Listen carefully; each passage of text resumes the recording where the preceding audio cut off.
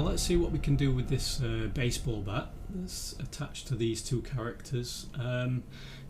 Because this baseball bat has levels of details, you can see that it's LOD 0, 1 and 2. We will have to actually change these during the gameplay. Now I'm going to show you how you can actually do that in real time. Okay, so if we press play to preview the game, that starts up, and then we press pause. Okay, that takes us back to the scene view. Now what we can do is actually get close to this character, and we can see that this baseball bat is still really thin. Okay, so let's just click on the baseball bat itself, and you can see that we have LOD 0 selected. Scale at the moment is 1 by 1 by 1. Okay, so let's try changing this to 1.5 by 1.5. Okay, so now it's much thicker. And let's just check, maybe it could be slightly longer actually, so let's go 1.3 on that way. Yeah, okay, I think that's relatively good. It might be slightly too long at that point, I don't know. It's entirely up to you. Okay, I think those values are good. Now obviously if we press play now, which don't do that, but if you do press play, you'll lose these values. So what we're going to do is we're going to click this little cog where it says transform, and we're going to copy component. Okay, now when I press play and it goes back to the way it was, on the LOD 0, as long as you've got that selected, we can click on this little cog and choose paste component values. Okay, and then obviously it updates from what we did in the preview. We're going to do the same with LOD 1, paste component values, and LOD 2 as well. That way the baseball bat stays consistent based on the LODs.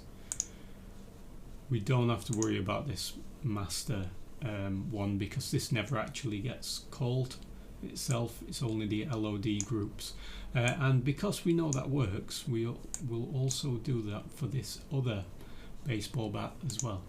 So let's just click this one, and we want to change LOD 0.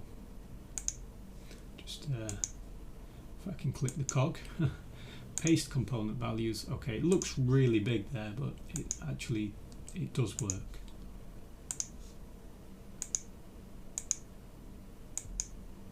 And paste component values. Okay, and the same goes if I now press play again to simulate and instantly pause. You can actually check the position of these weapons to the character's hands. Okay, so if you feel like, for example, you spot like a finger going through the weapon and you don't like the position of it, we can take the Mob Baseball Bat 12 and we can actually just rotate it slightly, move it around until we get it just where we want it. Might even rotate it this way slightly on the blue. So that now we can see that the fingers almost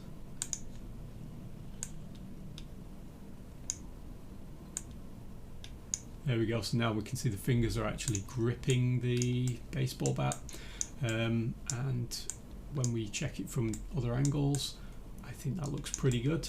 Okay, and once we're happy with the positioning of that, obviously once again we come up to transform on the Mob Baseball Bat 12 and we copy component. Okay, once again we press play and obviously all the values go back to the way they were, and we simply paste component values.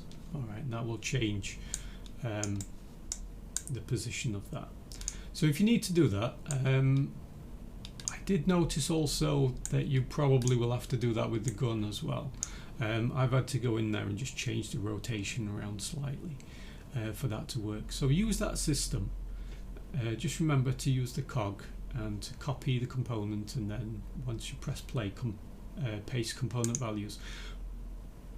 but ensure that you don't click paste component as new or anything like that, because that will overwrite what you currently have. Okay, so it's just the values itself.